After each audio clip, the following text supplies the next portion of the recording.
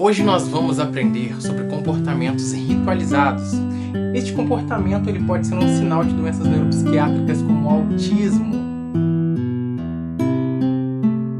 Olá, eu sou Jonathan Bandeira, consultor em aprendizagem infantil e fundador do Instituto Info. Já sabemos que crianças, para serem caracterizadas como autistas, elas precisam necessariamente apresentar comportamentos estereotipados, ritualizados ou então de rotina. E é por isso que se torna importantíssimo a gente conhecer algumas situações onde esses comportamentos ritualizados eles podem estar presentes. Pois muitas vezes, em graus mais leves de autismo, por exemplo, essas crianças podem passar desapercebidas, né? Esse comportamento pode passar despercebido na realização daquelas atividades. Isso porque essas crianças podem ter um desempenho cognitivo um pouco melhor e não terem tantos daqueles comportamentos estereotipados motores que eu mostrei para vocês. Então agora você vai aprender 6 comportamentos ritualizados que se caracterizam pela realização das atividades de vida diária de forma semelhante, para que você enriqueça a sua investigação clínica e possa conduzir com excelência o diagnóstico e o tratamento do autismo. Com relação à parte alimentar, é comum crianças com autismo preferirem fortemente comer ou beber as mesmas coisas ou mesmo eles se alimentarem em uma ordem determinada. E além disso, eles podem insistir que as coisas estejam relacionadas com a refeição, estejam sempre organizadas de forma determinada. Preste atenção e valorize a palavra que eu sempre falarei aqui hoje. Insistir. Ou seja, por mais que você queira interromper aquele ritual, a criança insiste até mesmo de maneira mecânica em continuar. Ou mesmo ela se frustra muito com a interrupção daquele evento, né? Chorando, agredindo ou até mesmo gritando. Além do comportamento ritualizado, né?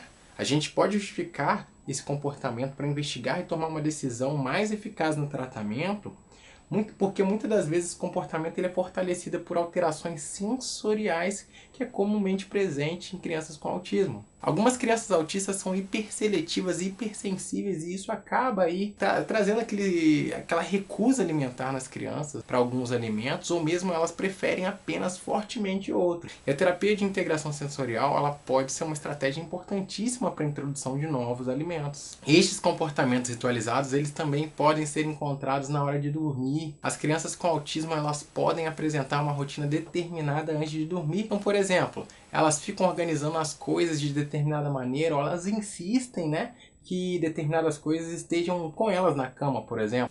Que é por isso também que algumas crianças insistem tanto que alguma pessoa esteja presente com ela antes ou enquanto ela dorme. Isso pode ser um sinal de comportamento ritualizado. Agora vamos falar sobre a parte de higiene pessoal. O mesmo comportamento ritualizado ele pode ocorrer também quando a criança com autismo ele vai tomar banho. Ele pode insistir em utilizar determinadas coisas, né? E isso vale também para roupas. As crianças com autismo querem insistir sempre em utilizar as mesmas roupas. Com relação às viagens, né?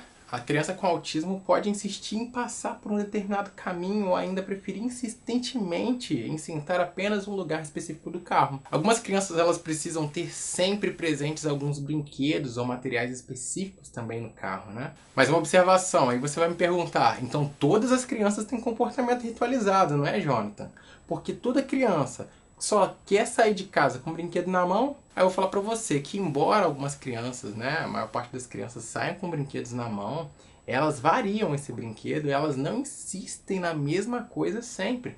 Então se por acaso você precisar trocar aquele brinquedo, por exemplo, com algo que é muito mais valioso, muito mais interessante para aquela criança que é típica, né, ela não vai se recusar em abandonar aquele outro objeto.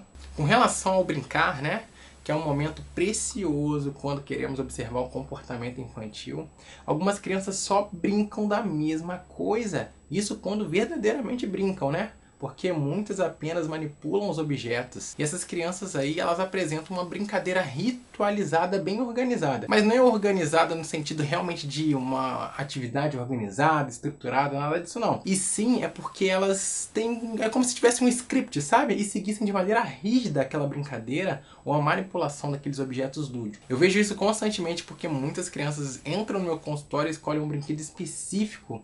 Poderia ter a Disney dentro do consultório que ela iria sempre optar por aquele brinquedo específico, naquela ordem pelo menos, para começar, né, a terapia por determinado objeto. E uma grande dica que eu tenho para dar para vocês é, se isso não for algo que prejudica a terapia, né, você pode utilizar aquele brinquedo como um símbolo para você abrir a terapia. como a gente realiza no TEACH. Então aquele objeto, na verdade, ele vai ser como se fosse um lembrete para a criança, para a gente fazer a transição, reduzir a ansiedade. A gente está criando uma linguagem visual para ela, né? A gente utiliza aquele objeto, ela entende que ela vai para outra, seguir uma rotina, mas uma rotina que é mais funcional para ela, né? Que você, obviamente, com a família vai construir. Então os rituais eles podem prejudicar realmente o funcionamento da criança e eles podem ser sim aos poucos minimizados com a terapia cognitivo-comportamental, por exemplo. Ou mesmo a gente estruturando o ambiente, criando uma rotina favorável, como eu falei para você. Criar uma rotina favorável utilizando, por exemplo, essa filosofia, né, educacional, que é o TEACH, que foi criado nos Estados Unidos, que inclusive utilizou essa metodologia na clínica. Com relação à comunicação e à interação de crianças com autismo, a gente sabe que esse aspecto precisa necessariamente estar alterado nas crianças com transtorno do espectro autista.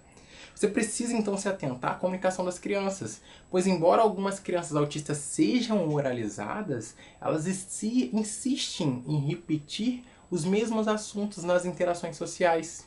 Então preste atenção que eu não estou falando assim de ecolalia, nem de comportamento estereotipado. Eu estou citando um comportamento que é ritualizado, né, de tratar sempre o mesmo tópico na conversação repetidamente.